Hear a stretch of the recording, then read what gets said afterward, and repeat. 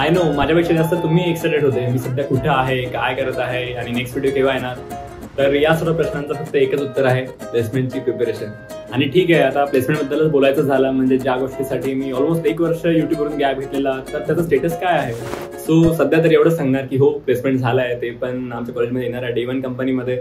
पण आता तिचं नाव काय आहे, कुठे आहे, तिचं पॅकेज किती आहे ते आपण नेक्स्ट व्हिडिओमध्ये डिस्कस करू. कारण आता व्हिडिओज येत राहणार आहे regularly because YouTube is my passion.